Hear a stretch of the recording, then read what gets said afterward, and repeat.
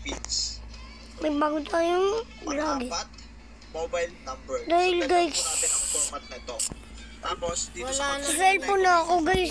Sa cellphone na ako. drop down. Sa Pagkatap cellphone, natin guys. dito, Sa piliin cellphone. natin etong may Gcash. So, guys, oh. Pagkatap natin dyan, makikita na kaagad natin tong I want to report Yung an gold. authorized transaction Gold. in my account. Tapos, Gold. itong I want to report an account fraudulent activity. Mga guys. Yung sa dalawa, kung ano yung Kamuna, guys. na-experience nyo o kaya ay gusto nyong mangyari, itat mo po. Kunwari, gusto kong mangyari ay mag-report ng account na involved sa fraudulent. Guys. So, ito po yung pipiliin ko. Tapos dito, what was the type of transaction? Pili po tayo dito. Although optional lang naman to, mas maganda po na maglagay tayo. Kunwari, cash out. May nag-cash out sa inyo, tapos involved pala yun sa fraudulent. Ayan, pwede nyo Tagal, oh. Tagal yan, guys, oh. Ngayon dito, ang ilalagay po natin dito ay dapat nagde-describe dito sa pinili natin sa concern category. Kunwari, Guys, sasabihin pala ako sa inyo. okay, Halloween na pag na nalagay yun, nyo po guys. yan, dito sa attachment, ang Pero ilalagay huwag po kayo natin lalabas dito pag 9 PM na. ay ang transaction history na nagpapatunay na Ayoko. cash out yung Wag maingay. report mo. Tapos, Pinakamadaling account na pag-trace sa Gcash. Ayoko maligo. Okay, here's some video. Oh my God, hindi ako pinamainit. So guys, di ako maliligo kasi di ba mami may lumalabas? Opo, dali lang po, anak. Para siyang to zombie. Zombie. Paano Tsaka kaya, maibalik pag ang naing araw. Pag naing araw, huwag kayo magingay. Huwag kayo magingay. Huwag kayo paano maibalik ang pag 9 PM na. Huwag kayo InstaPay Alright, transfer? here's some videos. Ano? Paano maibalik? may susulpot yan. Paano maibalik ang InstaPay transfer? Quiet lang, pali quiet.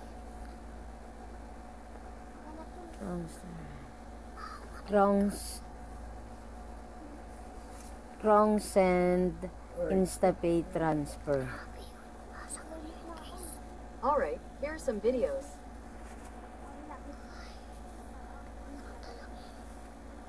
Dati may pang vlog na to.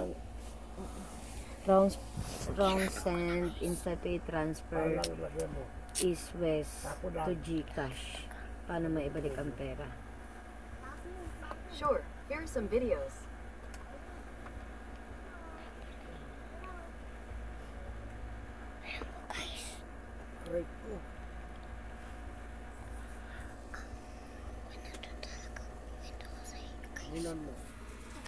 May isang bata.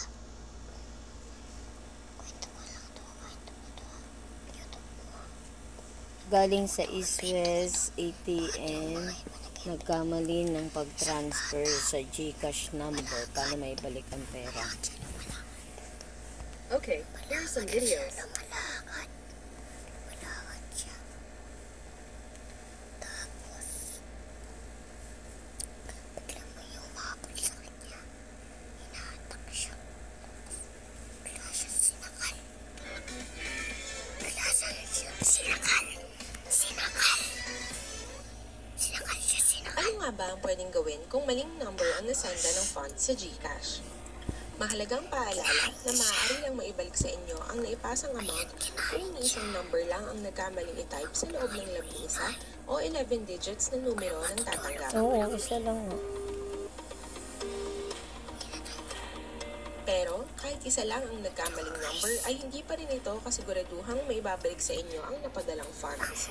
Ito ay dadaan pa rin sa review ng Gcash. Kung ang rason ay isang number lang ang nagkamaling i-type, maaaring mag-submit ng ticket para sa detalye ng inyong concern.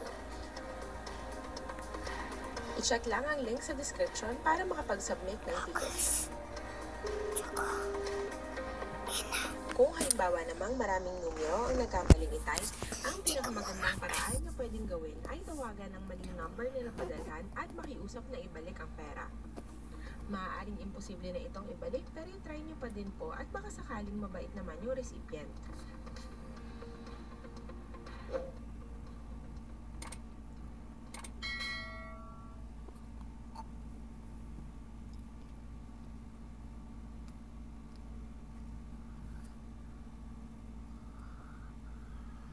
East West ATM.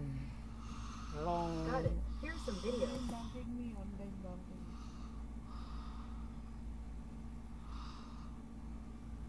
Sakit. Kinagat ko lang guys. From East West to GCash. Wrong account number. Got it. Here's some videos.